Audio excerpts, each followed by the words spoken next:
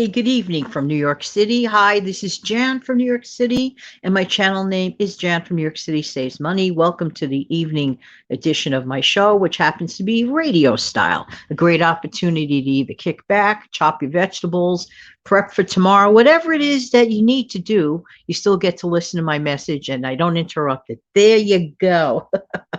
How's everybody doing this evening? Hope that you had a great day today. I want to talk to you for a moment about kind of sort of a touchy subject, and it's in the area of gift giving. Especially if you're on a budget, and especially if you have to tighten the old belt even a little bit more. Yeah. We all know that we're all tightening our belts. I don't know how much tighter we can get, but we can manage it because we are empowered and we are knowledge filled. I'm going to share with you a couple of things that I personally do in terms of gift giving. And I could attest to it because my family would verify it because they know me long enough. Number one, I do like to keep a gift fund separately from everything. That way I build it up as I go along. It's not an enormous thing. I put a cap on the number.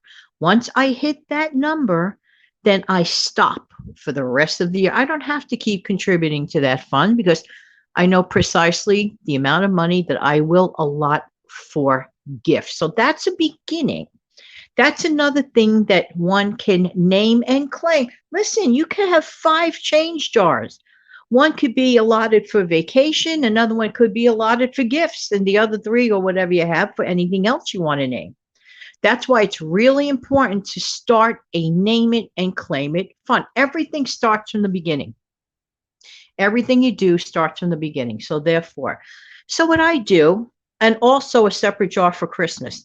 This other gift funding is for, like, for example, birthdays, anniversaries, if I acknowledge that. It all depends. It all depends on what's going on and this, that, and that, and this. Okay. So that's one thing that I personally do.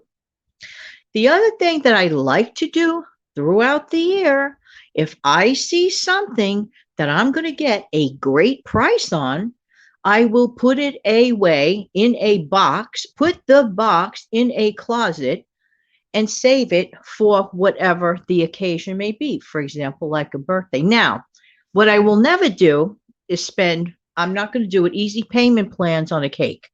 If I'm going to make a loved one a birthday cake, I could either buy a reasonably priced one, those beautiful ones that you could get at a big box store. Anything below a certain number, I could live with that. Fine. Or more economically, I could get creative and bake a cake myself. Sometimes what I like to do is maybe just simply give the person a little card with a little gift card, an e-card type thing, and just, wish them a happy birthday or whatever it is, and they could go out to lunch on me. So these are the little things, but I will not go overboard. Here's where I will not, and I touched upon this on last night's show. I will not spend a ton of money on birthday cards. Sorry. I'm not saying they're not beautiful. They could be absolutely gorgeous. And I know they're put on special paper. They're magnificent. However, I will do it on a lesser, quality type card, but that doesn't mean I love you any less. I will write a personal message. The truth be told, it's all about the message. It's all about the intention. The person that's the recipient of my card knows me, whomever that may be, well enough to know, hey, like everybody else this particular year, just saying, we've all been feeling a little bit of the pinch. Am I right or am I right? So our priorities start changing. Do you have to send someone that $8 to $10 card? Everybody is different. Hey, listen, like I always say, if you could do it, thank you for listening to my show. But this show is geared for those who have, for example, struggling through the month, live paycheck to paycheck, want to start over, and I'm glad you're here. But if this does not apply to you, obviously it does not apply to you. These are like a couple of ideas. And another thing, if we already know our loved one's calendar of birthdays. Either you've written it down in advance or you just know it from your head, whatever, family member, whatever. You might, for example, if somebody's birthday is, let's say, in October, I'm just saying, and it's like March, you have all the way from March to October to either save up for that loved one's birthday, little by little, or make something or buy something beautiful at a reasonable price, get it at a discount, brand new, or whatever. Be creative, keep your mind open. The same rule applies, of course, for Christmas time. And I've gone over that, almost every single holiday season.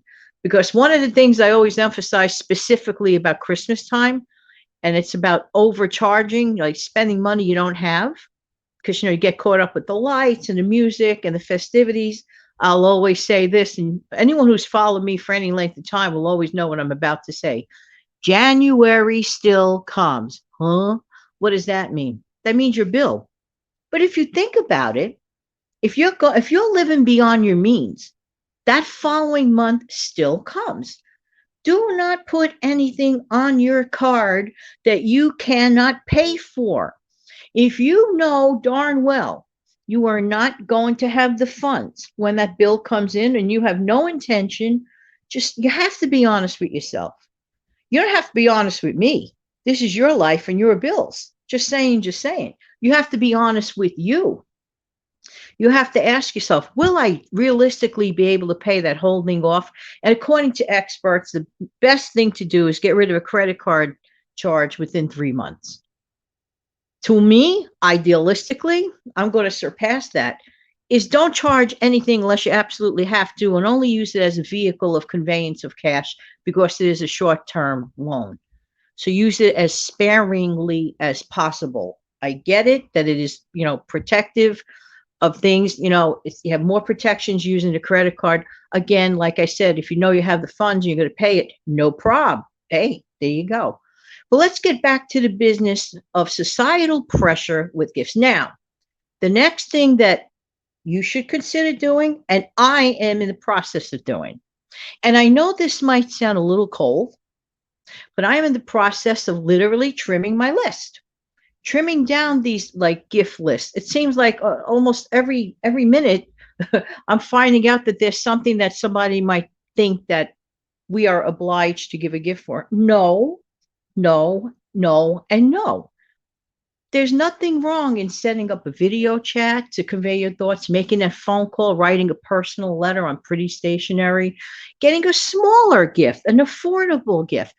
But again, I'm addressing the audience that is living paycheck to paycheck or just, barely able to make ends meet and trying to get on their feet, starting their own bank accounts, emergency funding.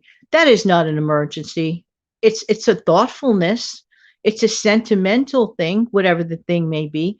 But if you know in advance this is coming, you have plenty of time to get started. So here's my encouragement. Save a little bit at a time and create a little fund. Cap it off at a certain number and say, this is all I'm going to spend on this year. Trim the list. You do not have any obligations to Susie's cousins, aunts, uncles, nephews from wherever you met them 2 times or whatever 6 million years ago. No, you don't have all those obligations. Sometimes I think we overdo it for ourselves.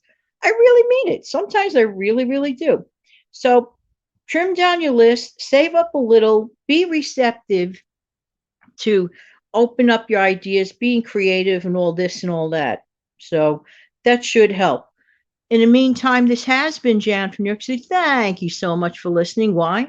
Because I really do appreciate who? You. Don't forget to come back Monday through Fridays, weekdays at 5 a.m. or later on. 5 a.m. I say is the time. That's the time that my video uploads. Certainly you have all day long to check it out. But Monday through Friday, I'm on a video. And Tuesday, Wednesdays, and then Thursdays at 7 p.m., I am on an audio style radio. All right, I'm going to close out the show. Listen, you take good care, guys. See you soon. Take care. Bye-bye.